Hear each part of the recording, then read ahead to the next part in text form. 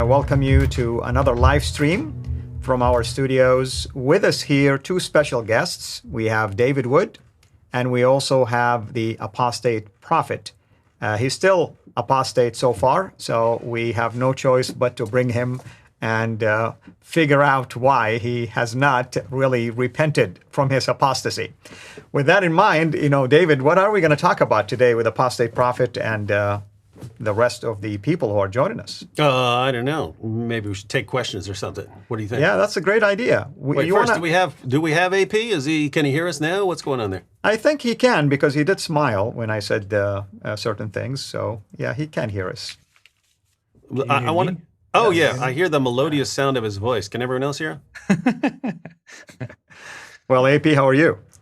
Good, thank you. How are so you? good to have you, and thank you so much for your flexibility. I know we were going to meet an hour earlier, but we were kind of squeezed a little bit, and we wanted to talk about Muhammad, and then more about Muhammad, and then more videos about Muhammad. So, David, why don't you tell them about the things that we talked about? How many videos did we just make about Muhammad and the satanic verses? Well, we made a lot, and I hope by the time our friends will watch it, they will leave following Muhammad, but that's yet to be seen.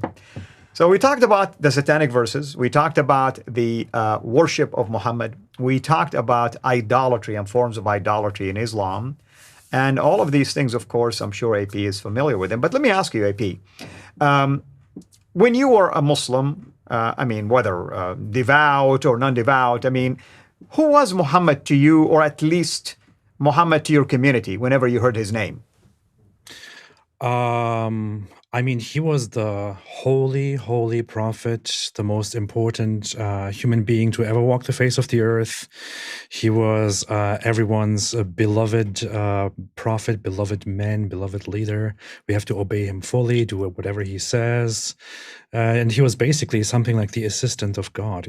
It's like we have to acknowledge him together with Allah in order to be good, obedient Muslims. Yeah. And then he wanted to do like so many drugs and to what did we talk about before? He wanted to run around fornicating in the streets and do so many drugs and to urinate all over walls. He wanted those things so bad that he left Islam, even though he knows it's true. So he could do all these things. That's the story on the street, anyway. Yeah, well, I wanted to run people over and fornicate in the streets and drink a lot of alcohol and do drugs and buy homes with interest, which is why I eventually ended up leaving Islam. That's what they say. Anyway, at least he's honest, so that's the good part. He's admitting it. David, what about our late brother Nabil? Now, when you were talking to him, what did you perceive in terms of his connection to Muhammad, relationship to Muhammad, for instance? Well, it was there are lots of Muslims like Nabil in the sense of very respectful, good, moral people, and they're not running around doing a lot of the things that other young people might be doing, and so on. And so they come across as really good people. And Nabil was a really good guy. But at the end of the day, you find out that he's been given a completely warped picture of Muhammad. The information has been filtered for him by his community, by his family, by his parents, to make Muhammad seem like a really, really wonderful, great guy. And then he's told to imitate this pattern of conduct. This is Nabil's pattern of conduct. The problem is it's not the real Muhammad. It's a false Muhammad that has been made to sound really, really good. And so you're a young Muslim, you're following this Muhammad, and you end up imitating some very wonderful characteristics. You end up with some wonderful traits in your life. And then trouble arises when you start finding things out about Muhammad. And so various things started to bother Nabil. The first thing he admitted, and he didn't admit anything until after he converted about things that were actually bothering him.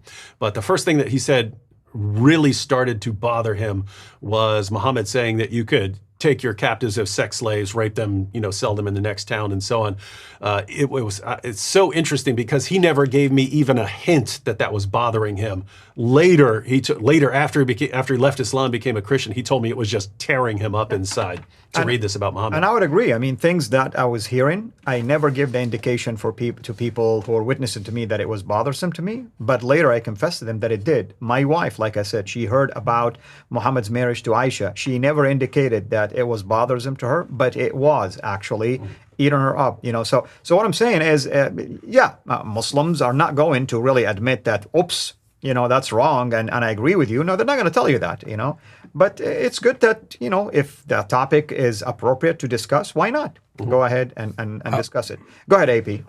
I want to add something to that. I mean, David basically explained it very, very well. But so when I was growing up, when I was a little Muslim child, growing up in a very devout Muslim family, I remember I had a series of books at my bedside that were Turkish, distributed by a religious Muslim organization in Turkey. The series was titled "My Beloved Prophet" in Turkish, and so the first picture that I got from who this guy is that we are following and that we are so loyal to was that he is a very beloved, a morally amazing guy. Here is the thing. We talk a lot about the moral problems and the terrible, unthinkable things that Muhammad did. And many people might perceive it as if Muslims are fully aware of the terrible stuff that Muhammad did, but they are just okay with that, and they are just defenders of all that stuff. But the average Muslim population is not really raised that way. I was in a religious Muslim family, and I was raised with the idea that Muhammad was a very lovely, loving man who was just fighting for the defense of his own people, and he cared so much about us, and he prayed so much for his ummah, for his Muslim community, and all that. And it is such a thing that Islam is taught to the current generation according to what the current generation of Muslims can handle. So we were not casually informed about, all the terrible things that Muhammad did, and how old Aisha was, for example, when he married her, and how many wives he actually had, and the sex slavery and the mistreatment of people who were against him and who criticized him. I mean, we were told a few things, such as that concubines are allowed, and slaves are taken from the oppressors and all that, but we were never really given the true account of things. When you look at it from the outside, you realize, wait a minute, I was given an extremely distorted picture of who Muhammad really was. Yeah. And again, I want to welcome everyone who's joining us from both channels. It's live streaming on David's channel, Acts 17 Apologetics, and also on my channel, Sira International. And we want to also, I want to thank my moderators and the moderators on David's channel. And we would encourage you to ask questions. Now, here's why I'm gonna be a little bit careful when I say ask questions. If your question does not contain the words Muhammad or Islam or biblical things, you can count on me not ever talking about him, because I've seen some questions right now that have nothing whatsoever to do with what we're saying. So if you feel like your question has been ignored, then your question was ignored. That's what I wanted to say. Hey, you know what's cool? We've got right here, we've got a former Muslim who's a Christian. We've got a former Muslim who's an atheist, and we got a former atheist who's a Christian. That's a miracle. That is a miracle, man. This is the proof that this is the truth, that this is the true studio of God.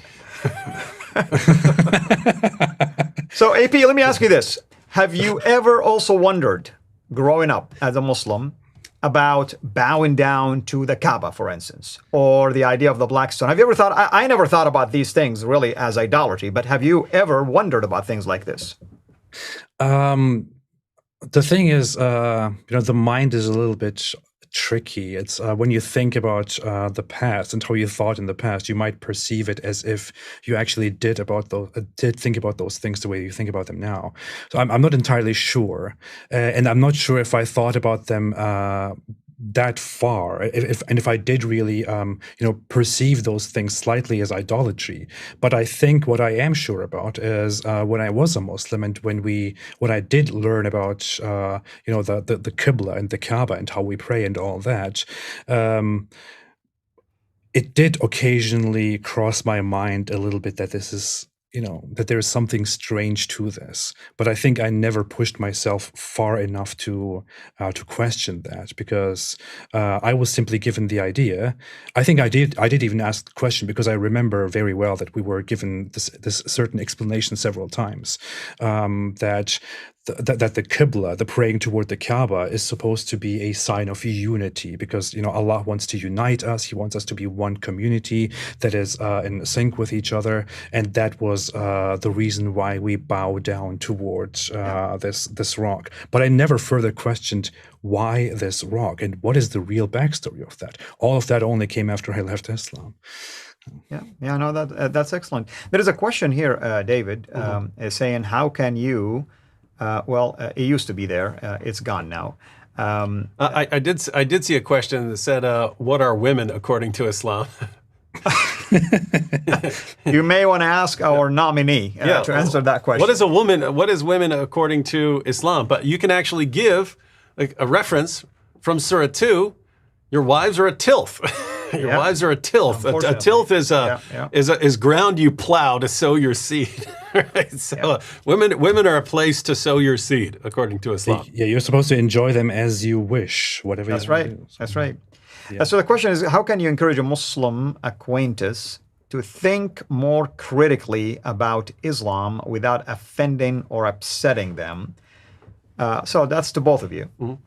And I see very similar questions. I've seen lots of similar questions that are along the same lines. What do you think, AP?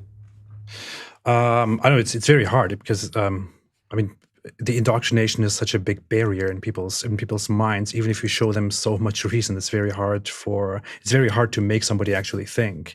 Often they need to have some motivator to dare to question their deeply seated beliefs. But I would say you could start with with analyzing the Quran and asking why you would trust Muhammad, and if there is any, even within the Islamic texts, for example, there is never any mention of Muhammad, of the people surrounding him witnessing, any of the revelations or the things that he does. The one thing that people will bring up is that the moon was split in two, and then you could ask them, how can you believe that the moon was actually split in two when it is simply absurd that in the 7th century nobody in the world witnessed such a thing? You can approach this from very different angles. It really depends on who we are talking about. Yeah, and I would add. Notice AP talks about asking Muslims some questions, and just keep in mind the difference, because one of the goals as far as getting Muslims to think about Islam and think critically about Muhammad is to get certain information into their heads that has not been provided to them, right? A lot of information that would cause them to doubt Muhammad has been kept from them. So you want to get that information across. But think about the difference here, right? If let's suppose that you're a Muslim coworker of mine, or we both go to the same school or something like that, and we start having a conversation. Imagine me saying, hey, did you know your prophet was a pedophile? He had sex with a 9-year-old girl. What sort of creepy pedophile is that?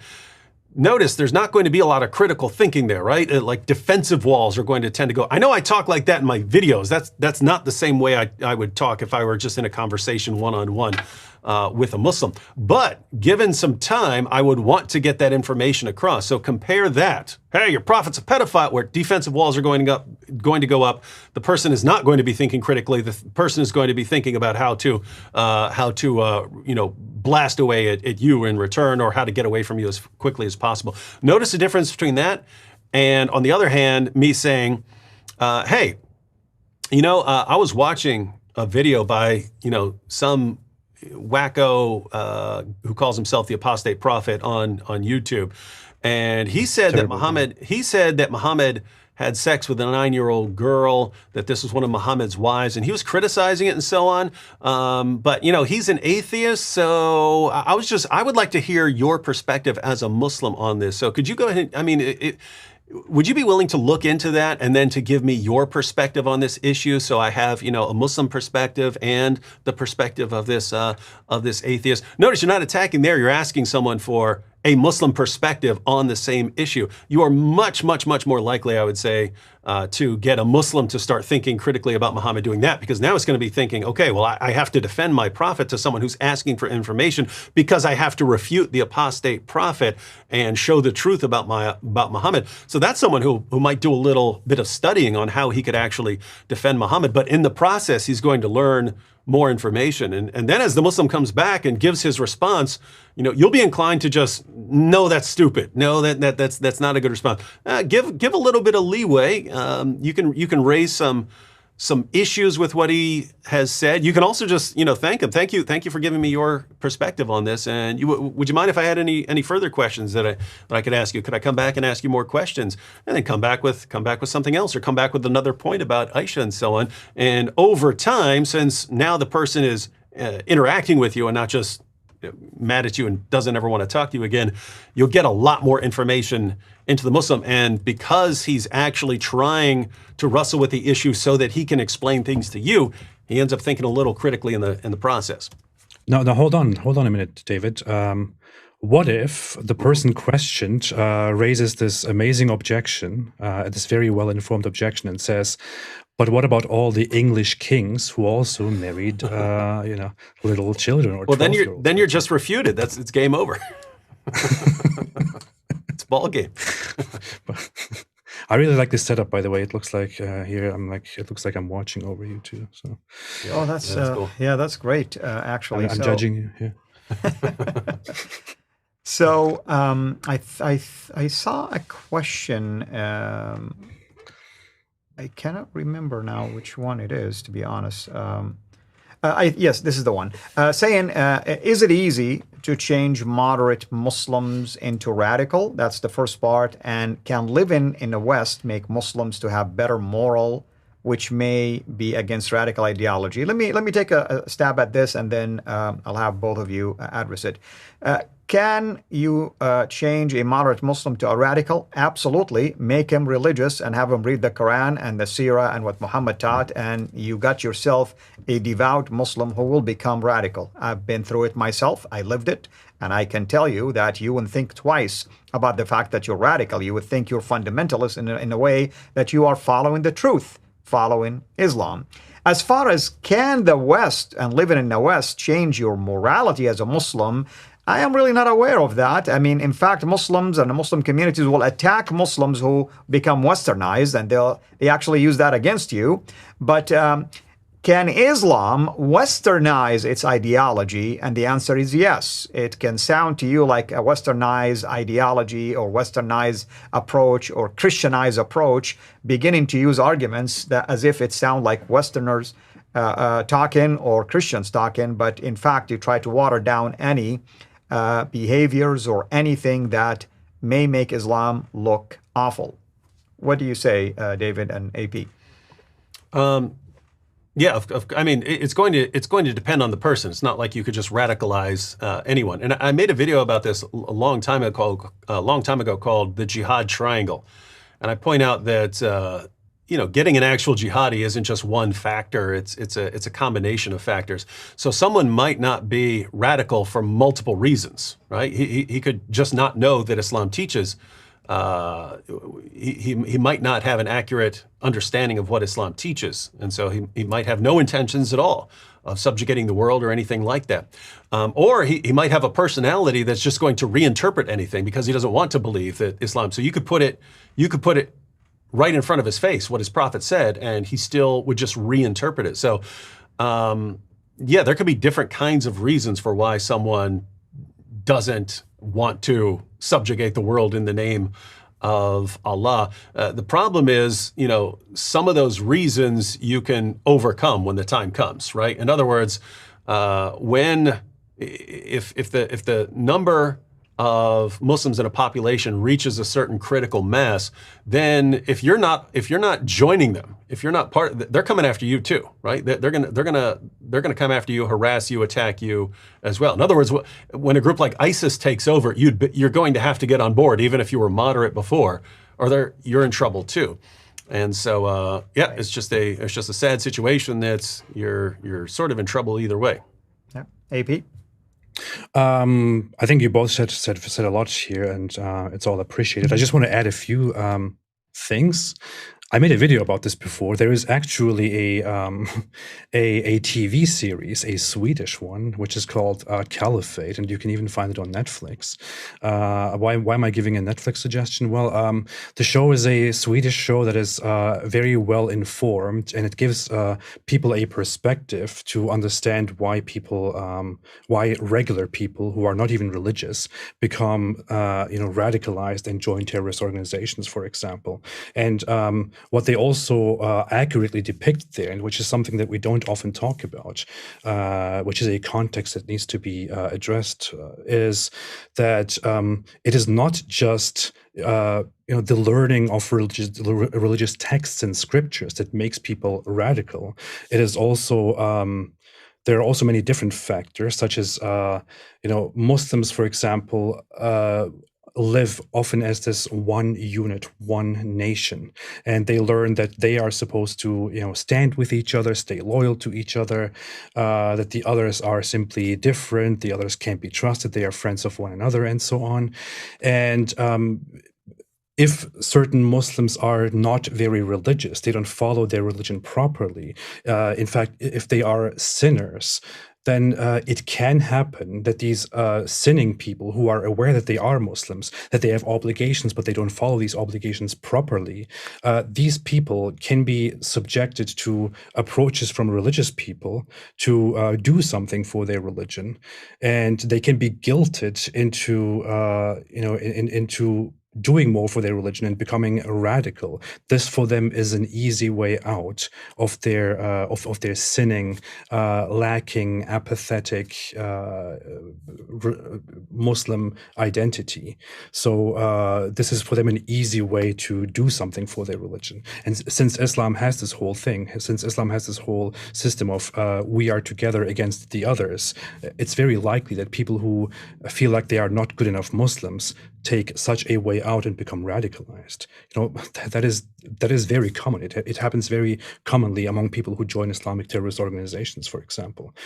Can Muslims adopt better morals in the West? Ayaan Hirsi Ali, for example, said that she actually thinks that Muslims coming to the West does more harm to Islam than people think, because those Muslims who come to the West are humans like all of us, and they see that life is better over here. They adopt different values, which result in a gap between them and Islam. This changes Islam naturally and is actually good for the downfall of Islam. So I would definitely agree with her on that. Sure. Anything else you want to add, David? So David, there's a question, even though it's on my channel, it's for you probably. When will you guys make a new series of Islamic videos, Boom Boom, Fake Islamic History? Is that on the horizon? Fake Islamic history? No, I don't know. I'd have to think about it. We still have a lot of Boom Boom Room episodes to make. Yeah, and I think they're talking about the historical criticism that we've been doing lately, like Jay Smith, myself, other people. And, we have to be careful, by the way. I mean, and Jay knows and others know, it's always good to uncover and unearth these research data that has been hidden, basically either in books or articles. Not a whole lot of Muslim knew that there is questions about the Qibla, for instance, or questions about Mecca and when Mecca emerged and the history of Islam and a question about the standard narrative and so on and so forth. But we also, it's always good to point these things out, meaning there is contradictions between what we know about Islam versus what the data support. I always like to err on the side of caution. What if tomorrow we discover something that could actually prove to us anything relevant to the standard Islamic narrative? So we have to leave the door also open for that. I'm not against, of course, exposing the fact that there are some contradictions and It is, of course, on the Muslims to try to go and investigate things like, for instance, how do we know that Muhammad was born in 570? How do we know that Islam started in 610 AD? How do we know that he died in 632? How do we know that the Qibla initially was toward Jerusalem and then later was towards Mecca? And the list can go on and on and on. I mean, we rely on Islamic sources that were written at a later time. There is a lack of eyewitness accounts. But this is just the direction I like to take myself. AP, any thoughts on this? No, nothing further to add. Okay. Endorsed. Yeah, endorsed. David, are you endorsing it too? No. Yeah. Of course, David would. He cannot endorse anything. Endorse my own stuff. That's it. No, really, seriously, you did a debate. I know it's a friendly debate with Jay about the existence of Muhammad. Tell us why, for instance, I mean, just reiterate to people why you take the position that, no, Muhammad did exist. At the end of the day, I just really believe it's too much. It's too much stuff, right? The story, the idea that Muhammad was invented later, right? So if you want to say that he's invented some later time, during the time of some ruler, and they invent this story about Muhammad, the number of problems that they invent, and not just the number of problems they invent, but the number of sources about these problems that they invent. So notice, and this is an example I give, but if you're saying that the story of Muhammad is just invented at this point, well, guess what? There never was any satanic verses. They never happened, right? When you line up the stories about the satanic verses, you clearly see from the earliest until the latest that they water it down and water it down and water it down and water it down and water it down. So at first, Satan actually puts it in Muhammad's mouth. Muhammad speaks it. Later sources, it's just Satan speaks it and imitates Muhammad's voice to make it sound. Still later, suddenly the story is taken out and the pagans are bowing down in honor of the revelation, but they don't even say what the revelation is, right? It slowly gets watered down. But guess what? None of that ever happened. Nothing there. So you're saying that someone invents the story about Muhammad delivering and invents the story about it being watered down and invents another story about it being watered down and invents why are you inventing any of that? If you're coming up with an entire history of how this thing got watered down, then it must be embarrassing at the time you're inventing the story. Well, why in the name of common sense are you inventing the story? Why are you inventing 50 different sources on this story that you're made up? And notice that's just the example of the satanic verses. You go through the various hadith collections and so on. There's so many stories just piled upon just massively mounted up. And then you look and it's not just Muhammad, it's the supporting cast, it's the wives, it's the next generation. And so they've got you got Abu Bakr and he has kids and then they have kids and they keep records of all these people and what they did and so on. If that is all just invented, this is the most amazing conspiracy. This is the mother of all conspiracy theories. There's never been a conspiracy theory that involves more conspiracy than this. Like none. Like if you take the biggest conspiracy theory in the history of humanity, you'd have to multiply it times 100 million to get what you're required for Islam to just be invented in some later time and then writing all this back. With that said, there are problems with the standard narrative. I grant there are all kinds of problems with the standard narrative. But I just can't bring myself to say he's made up. He's a fabrication. Yeah, the position that I always like to take is that there was somebody and something happened, and there is embellishment and re-embellishment and improvement to the story. And maybe there were a couple of factions that held on to certain parts, others distance themselves from him, and you begin to see variations of that story maybe. But you're right, at a later time you begin to see these improvements taking place. For instance, if you look at the tafsir, the commentaries, you'll see that the earlier commentators relied more heavily on opinions, and you get to the 7th, 8th century of Islam and you begin to see they reinforce opinions now by alleged hadiths, alleged sayings of Muhammad. In other words, they kind of figured out the weaknesses and they began to plug those holes, if you wish, holes in that narrative. AP? Let me just add one more thing. I just wanted to add, even I want to point this out because I know two guys, both Jay Smith and Robert Spencer, who deal with this issue. I just wanted to clarify, even though I believe Muhammad existed, and I can't imagine a scenario where I would not believe that anymore, just because of the sheer volume of the information and just how much it would boggle my mind to think that they just made up all of this stuff. Even though I believe in Muhammad, it's still a good idea to push the idea and to press Muslims on. How do you even know that Muhammad existed? Look at all these problems with your narrative, even about Muhammad's existence. And so, you have to push that because you want Muslims to be able to defend their own position, and they need to defend their own prophet, and they need to be the ones answering some of these problems. Like if Muhammad's going around Arabia doing all this stuff, why don't you have more? Why has no one ever heard of him? Why isn't Mecca on these ancient maps and so on? So they do have to answer that. So you do have to press the issue. So I just wanted to be clear on that even though I believe Muhammad existed, go ahead and press it. Now, AP? Yeah, AP? I think David makes some great points. I want to add to that a few things. If you ask me, I would say I'm not an expert in the field. I don't concern myself too much with the historicity of Muhammad.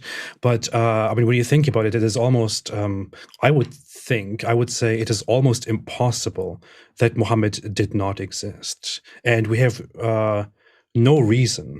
little to no reason to assume that he didn't exist or to conclude that he didn't exist. There's simply too much going on. The Muslims were not even united enough at the very beginning to really pull through with this, with such a conspiracy of inventing a figure who. The earliest sources that we have about Muhammad, the external sources, non-Muslim sources, come from the 630s AD, which is just after Muhammad's death, and only at that time the Muslims were already too divided internally. They became more divided within those same generations that must have witnessed Muhammad over those decades. It is simply inconceivable to me that despite all those divisions, these people would somehow cling to a made-up figure or a made-up myth of a figure called Muhammad and actually go through with that without ever questioning it. We have too many sources that lead back to Muhammad. We have remnants of certain writings, certain documents that are said to have been written in the time of Muhammad. Certain companions left these it's called sahifa, which are the very primitive forms of hadith collections that are supposed to lead back to Muhammad's time, where people who were directly with Muhammad made some very primitive attempts at recording the things that he said. I don't know, it's just, we have a lot of historical figures that we say they existed, and we have much less evidence for their existence than we have for Muhammad. So by historical standards, looking also at the historical consensus on the historicity of Muhammad, I don't think we have any reason to conclude that Muhammad didn't exist. That said, I also don't really concern myself with that issue very much. I focused more on whether Muhammad existed or not. We have a Muhammad, a historical, a central figure within the Islamic religion, and that central figure, based on the claims of Islam itself, did and said a few things, and those things are problematic, and we need to address those. The historicity is very much a secondary issue, I would say. Yeah, thank you. There's a question here from Happy Camper. Thank you for your super chat, by the way. The question is, do you think scholars will attempt to change Islam over the next decade to mitigate damages, apostasy, so on and so forth? As for an example, the questioner is saying the suggestion to remove some hadith, like for instance, the government of Turkey made that suggestion. The idea that the Crown Prince of Saudi also alluded to something like that. So I'm gonna start, and I'll let you guys answer also.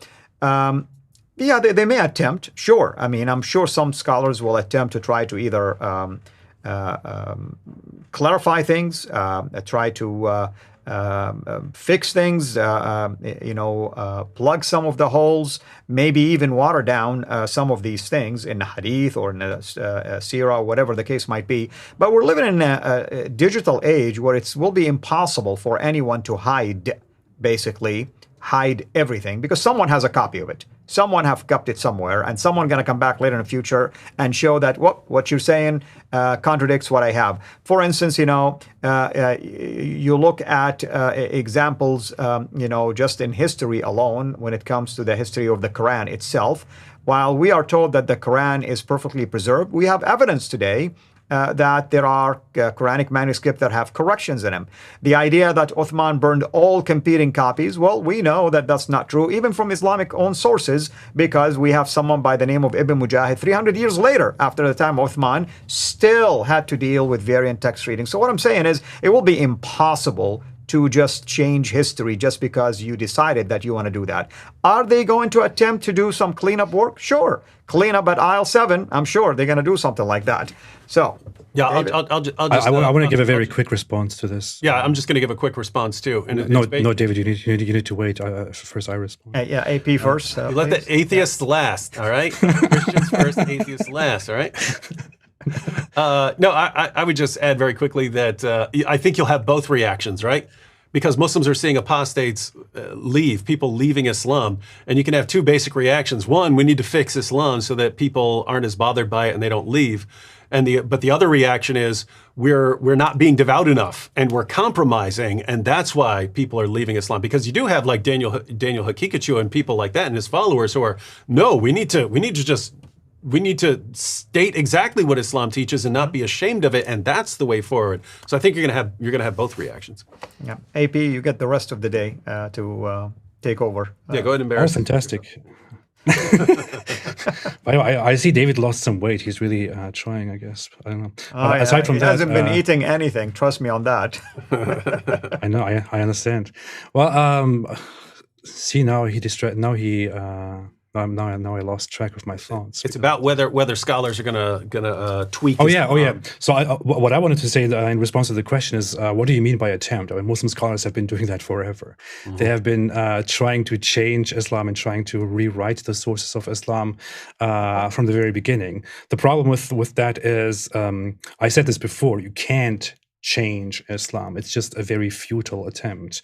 The Quran is there. You either have that Quran as an authentic source or you don't. If you prove at some point the Quran had additions or modifications and Muslims come to accept that as a fact, then Islam is done with. It's over. There is no, you can't possibly get out of that. You can't change that because that is the fundamental claim that Islam relies upon, that the Quran is the perfect word of Allah that was delivered and perfectly preserved verbatim as it is. If you discover and agree that there were changes made, then Islam is done. It's over.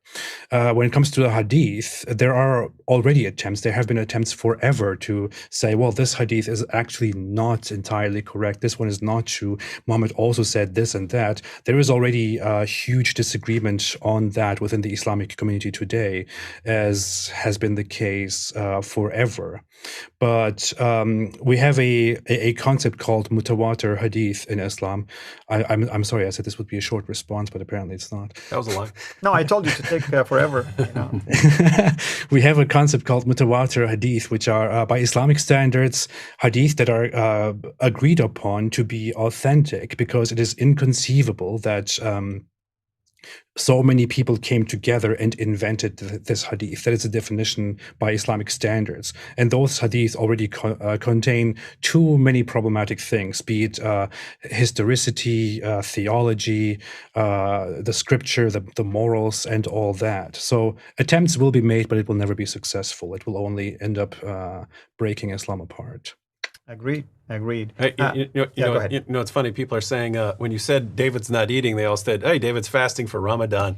I just wanted to be clear, guys. If I were fasting for Ramadan, I would be gaining massive amounts of weight. That's true. That's what happens in Ramadan. Yeah. You gorge yourself at night, and you gorge yourself right before dawn, and then you gain weight throughout the month of Ramadan for your fasting. Yep, that's why I just say change the name to the Feast of Ramadan, and I have no problem. I have no problem. Look at me, I gained a lot of weight. That's because of my Ramadan. Yeah, it's fasting. Yeah, AP's feasting for Ramadan. Yeah, I'm starting early. Yeah. That's awesome. Well, Ra, thank you so much for your super chat. By the way, Ra, we agree with you that chapter 17 of the Quran has a problem when Muhammad claimed that there is a masjid, known as the Masjid al-Aqsa. We know that. I mean, it's just... And so just to be clear, earlier when I'm saying that I believe Muhammad existed, I also believe there's a lot of fabrication. There's lots of fabrication and tweaking sources and so on. But yeah, so yeah, that is a problem. Yeah. So I would say Muhammad had no idea what the masjid in Jerusalem actually was in reference to. He didn't understand it a bit. He probably got some traditions of it during his travels and from the Jews, but he had no clue what was actually going on. He just wanted to combine it with his religion and failed. I've even read suggestions that he wasn't even talking about that mosque. He was talking about a much closer mosque, and that the farthest mosque was still something that was comparatively very close to them. And later Muslims actually embellished it to make it sound like I was talking about Jerusalem. Yeah. I mean we have it in the Quran. Sorry, we have it in the Quran and backed up with the early biographies that the Jews were mocking him and mocking the Muslims because they were saying, "Hey, you're just imitating us. You're just worshiping toward our destination of worship." So Muhammad got angry and then changed the direction from Jerusalem toward Mecca. I mean, this is the Islamic narrative. This is the Islamic tradition itself. And the Quran then responds and says, don't be sad. I will change it toward the direction that you desire, which is Mecca. And then Muhammad rejoices. And the excuse that is given by Allah, the Almighty Creator, the Eternal One, is the early Qibla toward Jerusalem, like the Jews, was just to test the Muslims, but now this is the correct one. Now pray toward Kaaba, which is just very absurd. I mean, seriously, Muslims look at this and laugh about it a little bit. Yeah. Well, we had a comment. I mean, even though I'm not really so sure why our friend here is asking that question. Like the question is like, why do Muslims not know that their arguments have been dealt with 1,000 years ago in the church councils? Well, I think you're making a lot of assumptions here that Muslims even go and investigate these councils, for instance. But I want to ask this question now to both of you. Today's Muslims who have access to the internet, today's Muslim who can access libraries, today's Muslims who can watch these videos and go and investigate the sources, why do they still insist anyway that their history is perfect, that there is nothing wrong with the Quran, and so on and so forth? I can understand the other generations, of Muslims. But what about these? Well, it takes a while. I mean, these things take a while because it's not like all these Muslims are investigating these issues. In general, they're still getting their information about Muhammad from their leaders and their families and so on, and they're going to school and they've got other things to do. But yes, as far as Muslims, not getting this 500 years ago or 800 years ago or 1,000 years ago, the Muslim community for a really long time was pretty well insulated, right? They're not interacting with this stuff. All their information about Muhammad and the Quran is coming from their Muslim leaders. You can't go and criticize what they're being taught or you'll get your head chopped off. And so the Muslim community for a very long time was very well insulated from hearing criticisms of the Islamic position. So now we've just, in our lifetimes, transitioned into an era where now all the sources are wide open for people to criticize, and we have open access to anyone with an internet connection. But notice, this has been a very short period of time when all of this has happened. And AP's been on YouTube for a couple years. Me, I'm considered like a grandpa on YouTube, and I've been at it for 12 years. So this stuff is brand new, and you're already looking at as of a couple years ago, 24% of young Muslims were leaving Islam. So it's just getting started. But AP, you want to add something to that? Yeah. David made a good point. He's a dinosaur in this whole stuff. He experienced it from the very beginning.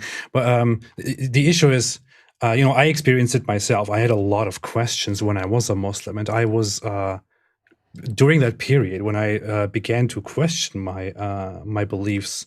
I was extremely religious, and I was really in love with my religious beliefs. I thought this is the absolute truth. I should never ever go away from this, and I prayed to Allah to keep me in that spot.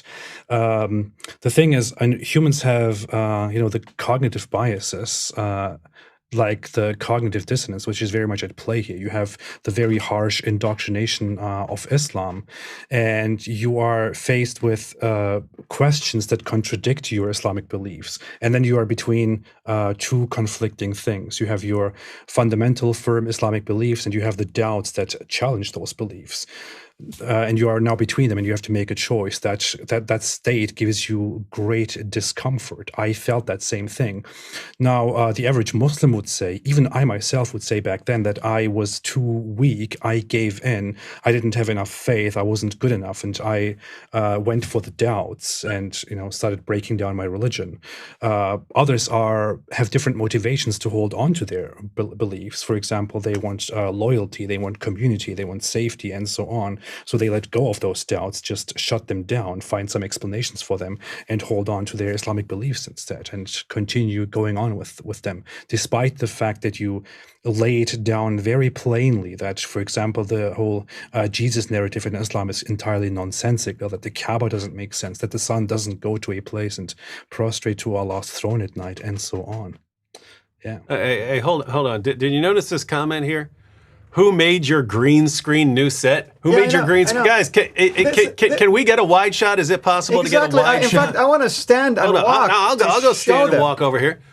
Yeah. We get a wide shot? Hold on. This is a green screen. There is nothing fake here except this screen we're AP on. That's the only fake thing we have. This is the green screen back here, right, ladies and gentlemen? There you go. This is the best green screen ever. This is the most amazing green screen I've ever seen. Can you guys see me? I am the only fake here. This is right here. Right here. This is the screen. Can you guys see me? Look, it's green. Hey, I thought green screen doesn't work very well if you're right up against this screen. It's so weird. It must be magic green screen. There is no fake stuff behind me. Yeah. We do not do fake news. Respect the game, people. This is old school, real studio. This is hilarious. No, I am the only thing that is fake here. Everything else looks real. It's funny, we flipped out because they said green screen. So offended. So I thought I saw someone was saying, well, Kevin Zander, what is your question in the first place? So I can tell you if it is appropriate or not. I mean, I don't see a question here. You probably questioned earlier, but they were coming too fast. Yeah. Did you guys catch any? Did you catch any question on your channel? There's tons of questions on my channel. I only see questions about David's weight. And all that. Yeah. So go ahead.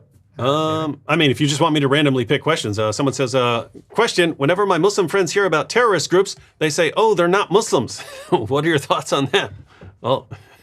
Well, it's a miracle of reinterpretation. Muhammad said, I've been made victorious with terror. So, maybe Muhammad's not a Muslim either. But, terrorism has been a core tactic of Islam to achieve the goals of the religion for 14 centuries. So if it makes you not a Muslim, then you got 14 centuries worth of problems. Let me tell you something. I learned as a Muslim, and I can reaffirm this in basically every book of Islamic creed, that a Muslim may never claim that another self-professed Muslim is not a Muslim or is a non-Muslim unless that self-professed Muslim explicitly says, I am not a Muslim anymore, or I don't believe in Allah anymore, or openly and willingly and knowingly contradicts with a very clear Islamic doctrine.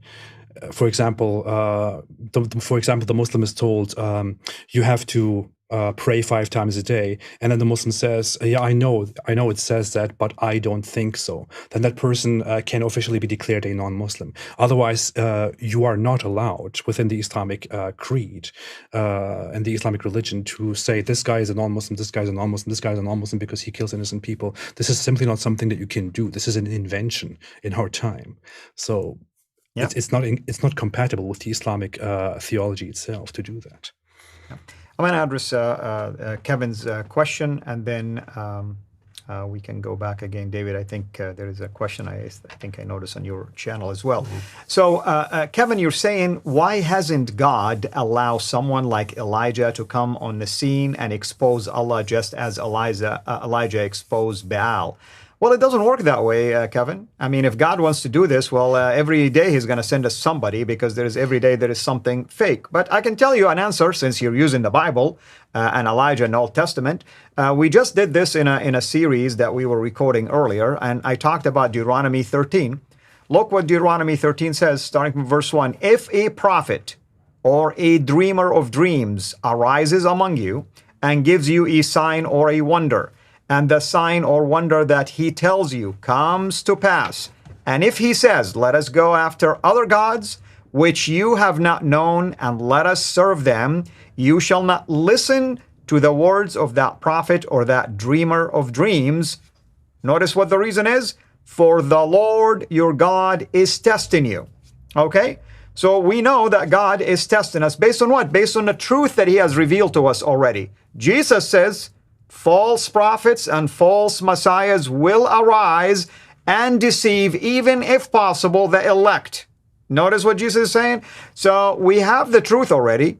I don't need God to send me another prophet to be able to figure that out. He already sent me Jesus, and it's done. That's it. And we have the Bible, we have the Word of God, and that's what I would use to test basically what is false and what is not false. David? We're good. No? You refrain from that? AP? Would you like to use the Bible all the time, AP? So go ahead and give us an answer. I agree. There you go. Thank you. So there's a question on your channel here. What's that? Did Muhammad think... Did Muhammad think Dhul-Qarnayn was a Muslim? Yes. Yeah, he did. Of course. He was a rightly guided guy who was doing a lot of amazing things given to him with the power of Allah. And it just happens to be so that Dhul-Qarnayn also is oddly similar to Alexander the Great and legends about him, but that's just a coincidence. Yeah, so that's the real issue, right? I mean, the Quran indisputably portrays him as a Muslim, and all of the events that are described in the narrative about Dhul-Qarnayn just happen to parallel all these things about Alexander the Great. But we know Alexander the Great was as pagan as you could possibly be. So Muslims say it's not talking about Alexander the Great, it's someone else. And all the events just happen to line up with Alexander the Great, and not actually line up with things Alexander the Great actually did. They line up with what are called the Alexander romances, these fictional stories about Alexander. And so it's just coincidence. And then we ask, okay, well, if it's not Alexander, who is it? And show us how this person did all these things, you know, like finding this place where the sun set, which, by the way, Alexander did in the Alexander romances. That's another parallel. Yeah. Yeah. Who else found the place where the sun sets? Right? It was Alexander, but if it's not Alexander, then who else? That is true, man. Well, I don't see any questions so far related to what we're talking about. AP, tell us anything new you're working on, any videos people should expect? Definitely. I just wanted to address a very quick question here that I missed. Somebody asked, Al-Fadi and AP, have either of you investigated why Imam Abu Hanifa was imprisoned by the Abbasid Caliph for 14 years? He died in prison. He was a scholar from Umayyad era. So how does this relate? Well, okay, I don't know if we actually want to go into this. This is very off topic and lengthy. But yeah, Imam Abu Hanifa was one of the greatest Islamic scholars, the founder of the first school of Islamic jurisprudence, the Hanafi school. Yeah. And many of these scholars who later became extremely respected, like praised so much and held in such high regard, were in their own times not very much in agreement with their Islamic rulers and their caliphs, who were pursuing different understandings of Islam. So they got in a lot of trouble. Imam Abu Hanifa and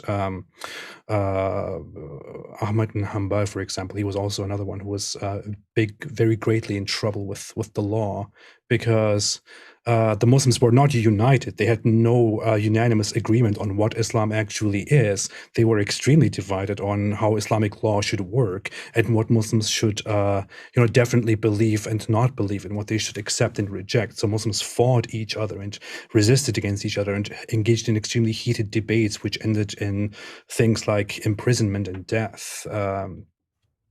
But yeah, that's just a backstory of Islam that many people are not aware of nowadays. That's right. But if anyone wants to add anything to that, No. I mean, I think you did good. If you want to add even more, go ahead. No, I'm fine. Quick ones. Mert says maybe it's out of context, but what kind of doctor Brother Wood is? We don't know. That's the question. Does anyone know what that kind of doctor Brother Wood is? A medical doctor? Isn't he a medical doctor? DSM doctor? DSM-5 doctor. Can you say, I'm a medical doctor? Yeah. I'm a medical doctor. Yeah. In reality, it's philosophy, so nothing to do with medicine, philosophy. Yeah. Wonderful. Let's see. Looks like there are other So nothing, basically. Yeah. Hell slide question. Muslims try to draw parallel between moon splitting and sun standing still by Joshua to say, if you have no problem believing that, then why are you mocking the moon splitting? Why are you mocking the moon splitting, David? I have no problem with God splitting the moon or doing anything miraculous. The idea is, and you can, to be clear, you can have Christians that interpret Old Testament miracles in various ways as, is the universe coming to a stop, or is God performing some miracle to keep the sky lit up for the purpose of the Jews as they're fighting, or something like this.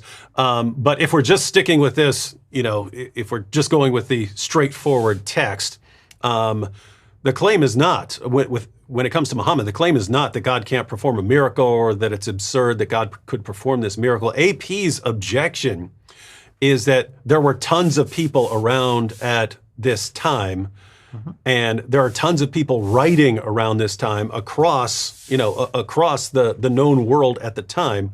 So why isn't anyone else talking about this? Why is no one else talking about the moon being split? There would have been plenty of people to see it. And the Muslim response is, well, they were all sleeping. And so what a miracle. The question is how seriously you take that. Assuming we go with the straightforward narrative about Joshua, why don't we have more sources on it? Well, what sources are you dealing with 14 centuries BC? That would be the question. So yeah. So you're in a very different. You've got 2,000 years of a gap between those events. But with that said, you can raise the same objection. Why haven't we heard more of that? Or something. You can raise the same objection. But go ahead, AP. Yeah, so I want to give my non-religious approach to that, and just say it's not really, the two things are not equivalent. As David said, I too don't have a problem with the claim that God could split the moon in two, or Allah could split the moon in two. That's a claim of something supernatural happening. I'm not going to try and dispute that, just the way that I'm not going to try and dispute the idea of the sea being opened and split in two, or of trees and the sun prostrating at night and all that. These are supernatural claims of supernatural things that I'm not here to dispute or say anything about.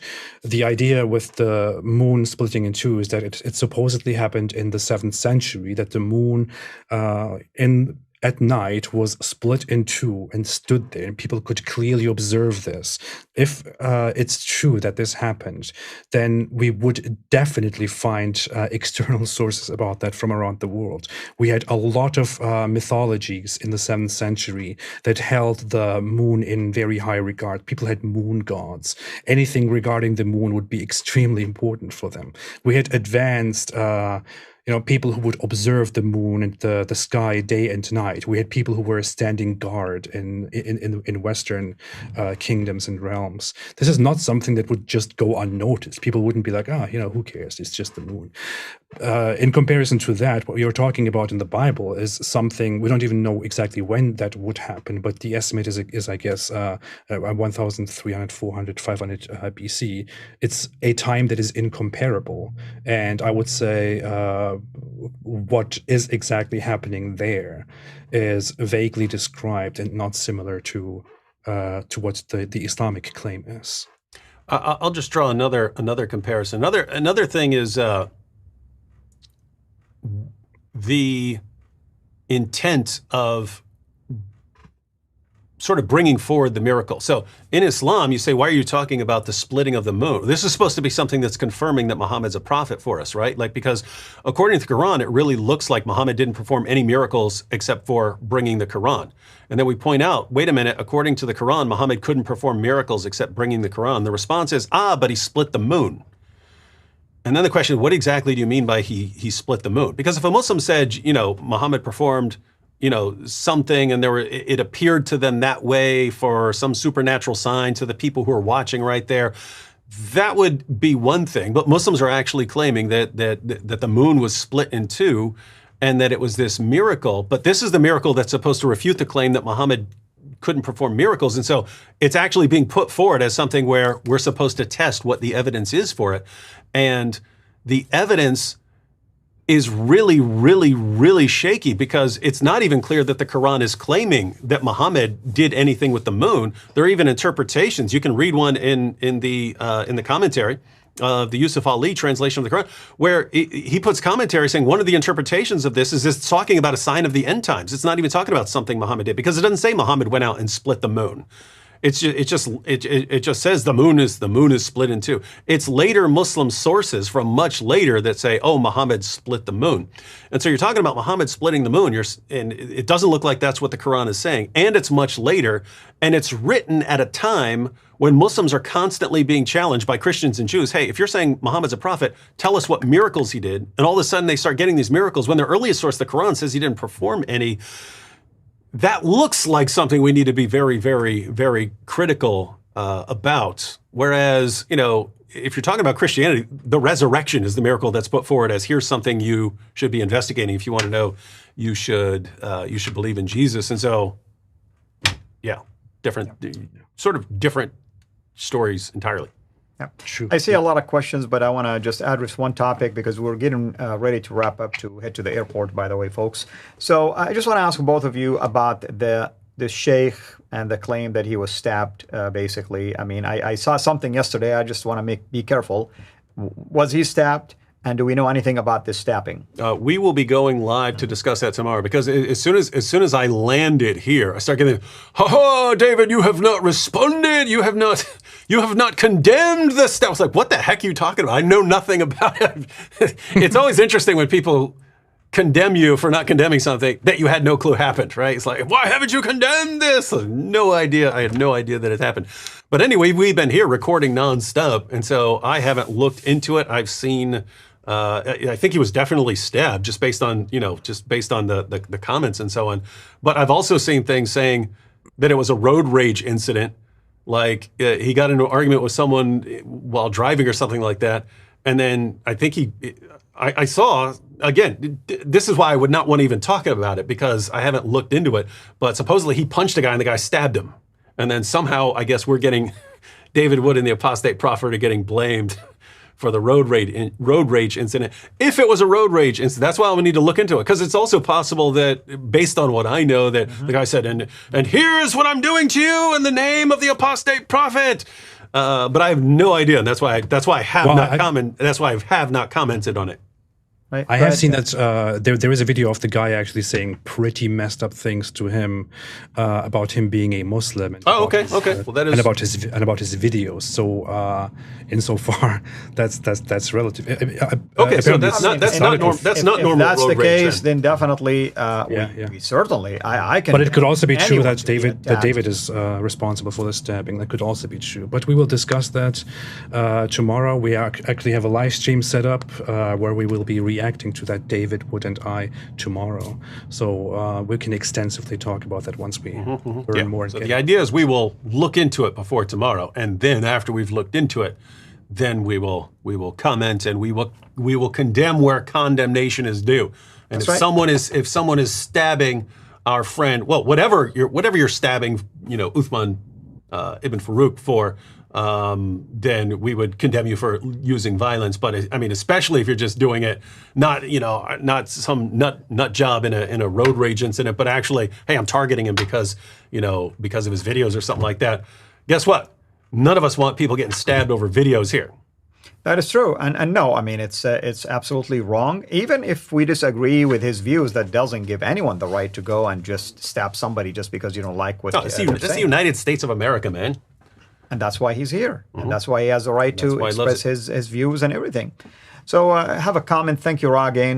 You're saying, isn't Islam a polytheistic, basically, as they must pray to the black stone and run between two hells? Yeah, absolutely. I mean, everything. We did talk about this today also. We did a video, I think, on that. And yes, everything about the rituals of Islam has either a shade of polytheism in it or was adapted from a polytheistic culture, and then it was Islamicized, if you wish. AP, you want to add to this?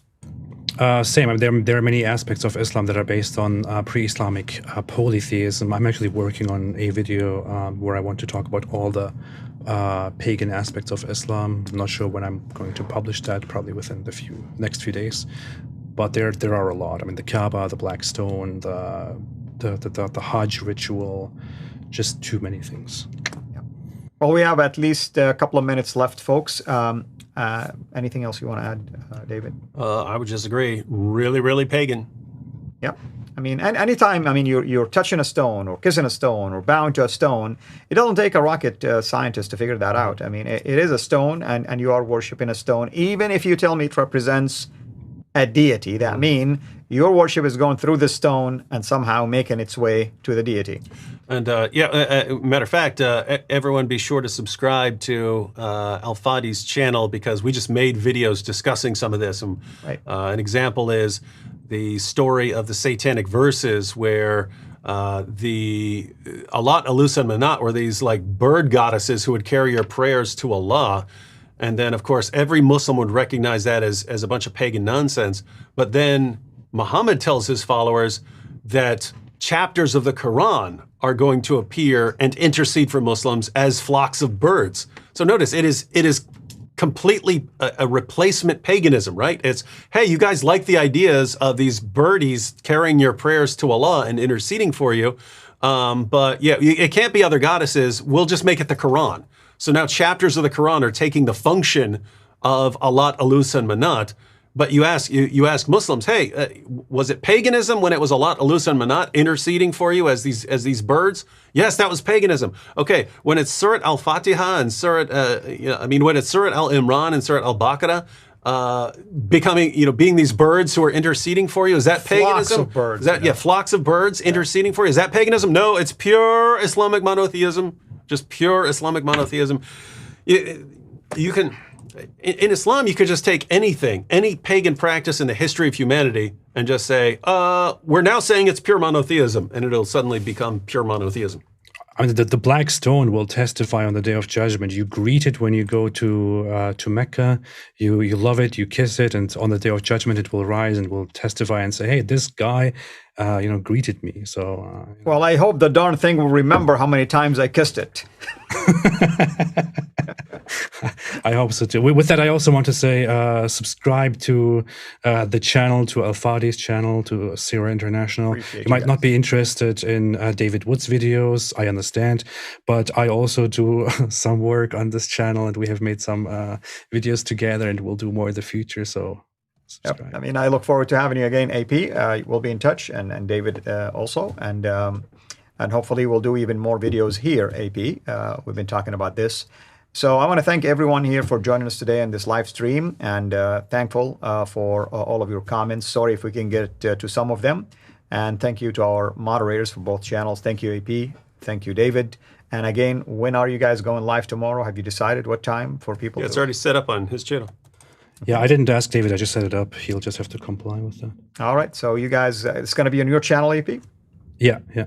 All right. So tomorrow they'll be live talking about this stabbing that happened, and they should take their time, because you want to investigate something like this and not just rush into making statements that will come back later and be used against you. But again, if indeed the stabbing has to do with difference in views, that's wrong. Absolutely, that's wrong. I mean, we don't want to condone anybody's, being hurt or harmed or stabbed or whatever the case might be. Thank you again. Thank you, everyone. This is Fadi, over and out. God bless you. Take care. And stay away from it.